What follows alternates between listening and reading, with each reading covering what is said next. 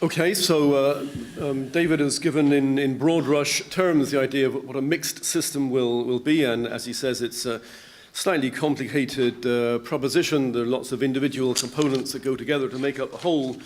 So what I'll be doing here is just focusing on those components and outlining some of the choices to be made. So the first one will be the balance between the list seats and the constituency seats, how many of each. The second one is how would we elect, how would we fill the constituency seats. Thirdly, how do we elect, how do we fill the list seats.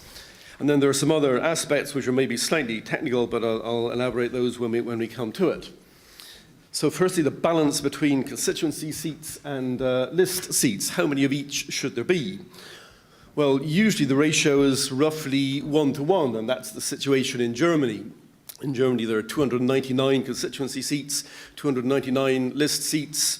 In other countries that use this, the ratio is something like 1-to-1. It doesn't have to be exactly 1-to-1, but if the constituency seats are filled by the first-past-the-post method, then you'd need roughly 50% of all MPs to be elected through lists, because the first-past-the-post seats can generate a lot of disproportionality. Bigger parties get a lot more seats than their fair share. Smaller parties get a lot fewer seats than their fair share. So you'd need more or less the same number of list seats to redress those imbalances. So at the next election, we're due to have a Dáil of 158 TDs.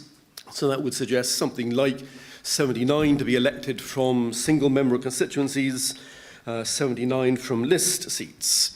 Now, in some cases, as I say, the balance is a little bit more towards constituency seats in particular, but it's usually around that.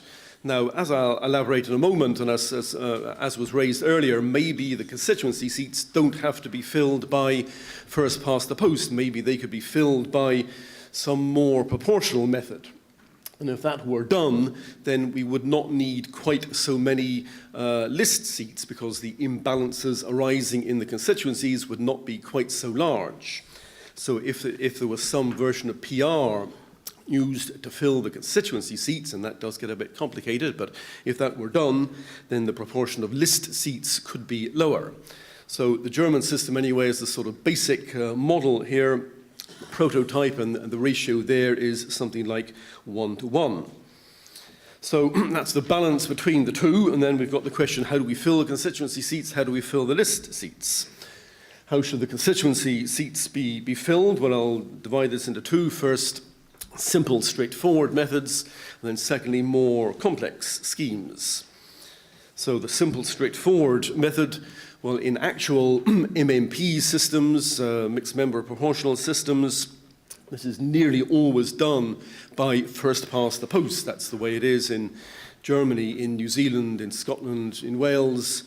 The constituency seats are filled in the way that seats in Britain, in Northern Ireland for Westminster elections, are filled simple first past the post. That's the way it's done in actual cases. It doesn't have to be done that way. It could be done in other ways.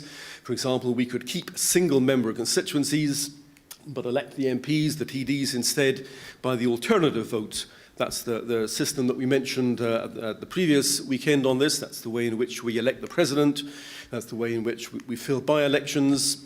Well, again, there's only one seat to be filled, but we vote 1, 2, 3, and so on for candidates.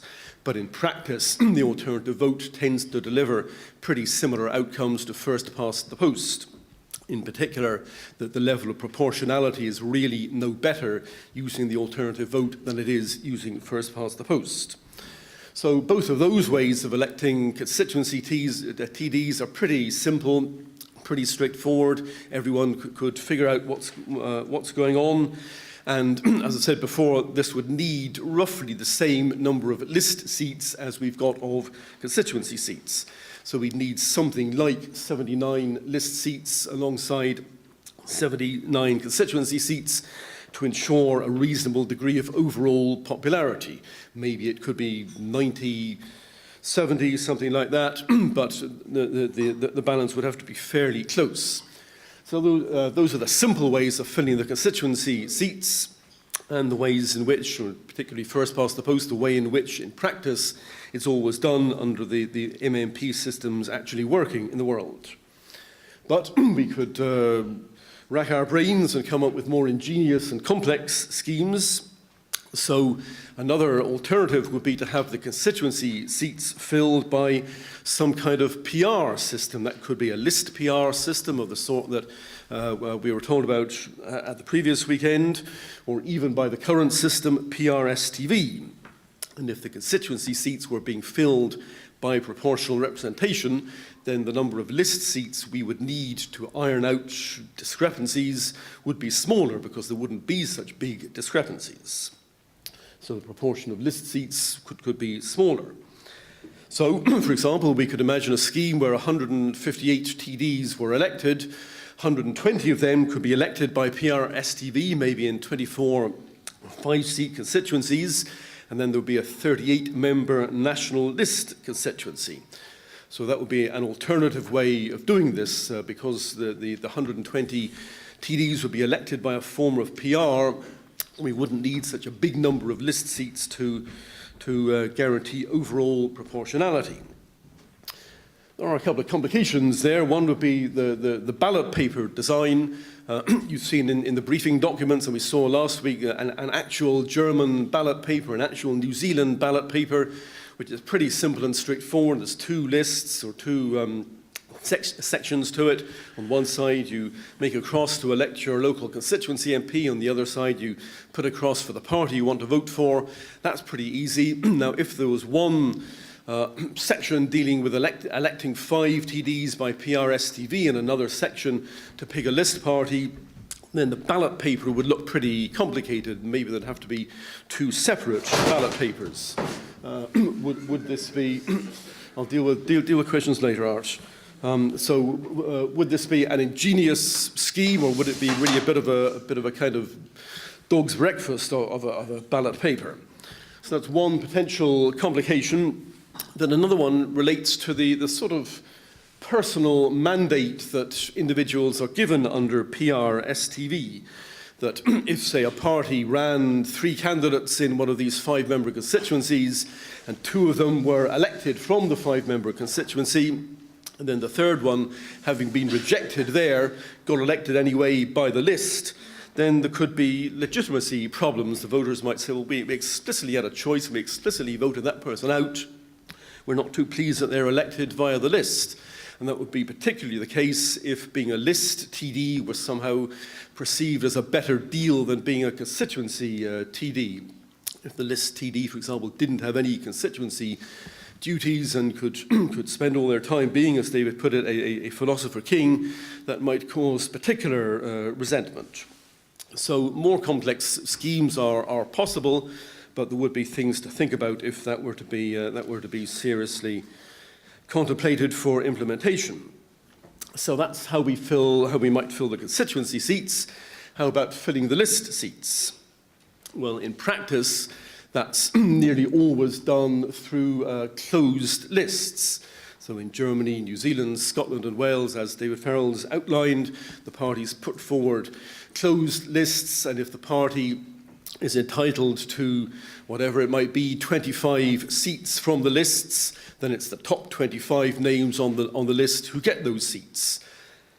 So the lists are closed. Voters don't have any opportunity to express a preference. If they really like someone who's rated number 68, well, too bad. They've got no way of showing that that's the person they want.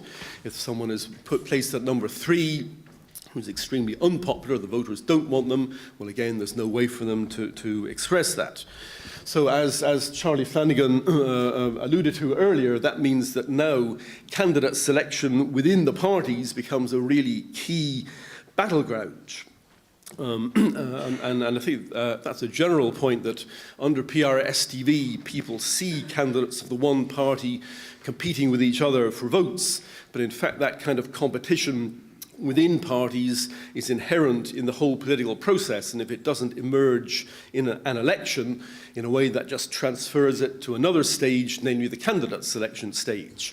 So now when it comes to deciding the order of names on the list, candidate selection becomes extremely important, because everyone knows if you're ranked very high on the list, you've got a very good chance of being a TD. If you're ranked low on the list, absolutely no chance. And candidate selection in nearly all countries, including this country, is very much a private process within parties.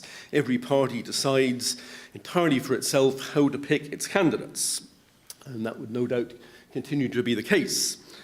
So the various options we could think about, the most kind of open or an inclusive way where the parties would decide all our paid-up members should have a role in deciding the order of names on the list. There should be as open, inclusive, democratic process as possible. They might decide that. They might go to completely the other extreme and say the party leader alone is going to decide who should get onto the list, or in what name people should be ranked on the list. Or it might be somewhere in between. Maybe the leader would propose, the national executive would decide, or branches would propose, the national executive would decide, whatever it might be. But anyway, that would certainly become a key and crucial internal party process. The party body responsible would, in effect, be making decisions about who TDs would be. And what kind of people would be put on the list? Well, we can think of, again, a whole range of possibilities. The ideal, the dream scenario is that the parties decide to put, shall we say, experts, people with real expertise, to redress any imbalances in the constituencies. So if not enough women, not enough young candidates were being selected in the constituencies, the parties could stack up the list with more members from underrepresented groups. That would be the best scenario. The worst scenario is that the party leader would pick the people, and they'd be the party leader's cronies, as it's sometimes disparagingly termed, or the people on the lists might be in practice pretty much the same kind of people that were picked in the constituencies. Maybe the people who weren't picked at constituency level would be put onto the list, or maybe the composition of the list would reflect all of those tendencies. There'd be some people put on there for their expertise, other people because they're close to the leader, and other people who were just unlucky when it came to candidate selection in the constituencies. And the other question to be raised about the list, TDs, will be really the question of just who they would be accountable to. It's obvious who the constituency TDs are at the moment and would be under this system accountable to. They're accountable to the voters in the constituencies. Who exactly would the list TDs feel accountable to? They might, in practice, as David Farrell says, in practice they might align themselves to a constituency. They might set up a constituency office there and think of themselves as just another TD from that constituency. Or because they were elected from the list and they know that was only because they were placed high on the party list, they might think of themselves as accountable to the party candidate selectors, whoever that might be, whether it was all of the members or the national executive or the party leader. So they might behave as if accountable to the candidate selectors. And that raises the question generally just what do we want from list TDs? Do we want them to be much the same as the constituency TDs, or do we want them to be different kind of people and doing what and answerable to whom? So that's how we might elect the list TDs. So I mentioned three main aspects. Now there are a few other ones as well of a more technical nature perhaps, so I won't spend quite as much time on these. But one question would be, should we have one national list or should we have regional lists? In other words, should we elect, if we had 120 TDs from constituencies, 38 from lists, should there be one national list and one national constituency of 38 TDs, and all the parties would put forward lists of 38 candidates? Or should there be regional lists, maybe one in Munster, one at Connaught Ulster, one in Dublin, one in the rest of Leinster? If we have regional lists, as the overhead says, the list TDs might have a closer connection to the area, and that could be good or bad depending on exactly what we want from these list TDs, but there might be less proportionality if proportionality was only being decided at regional level. The question of a threshold would come into play. Should there be some kind of threshold that parties would need to exceed in order to get any list seats? In Germany, parties don't qualify for any list seats unless they reach 5% of the national vote. There is another sort of backdoor route if they win three constituencies, but that's only happened once. In practice, parties need 5% of the national vote to qualify for list seats. So if we were to adopt that threshold, and New Zealand has something similar, then it's immediately obvious. Everyone in the room, certainly every politician, can immediately think which parties would exceed that, which parties wouldn't, and which parties' fate might at some elections be a little bit marginal. So Sinn Féin, as recently as 1997, won only 3% of the votes. Labour in 1987 won 6% of the votes. There might be times when both of those parties would be in danger of losing representation. At the moment, they're both very comfortably above the 5% mark, but they might both feel in danger at some elections of falling below it, and other smaller parties, such as the Greens, the United Left Alliance, will be a long way short of 5%. At the last election. Now, if there were a threshold, it wouldn't have to be 5%, it could be 2%. There doesn't have to be a threshold at all. It could be operated without any threshold, although all MMP systems do in practice have some kind of threshold. Then another of these more obscure aspects maybe is how independents should be treated. David Farrell mentioned this already. It would become more difficult for independents to win a seat in a constituency than at present, because the ratio of voters to TDs would be twice as large as it is at the moment in the constituencies. And if we were to think of independents being elected from a list, there would be problems there. And I put in more detail in the briefing document.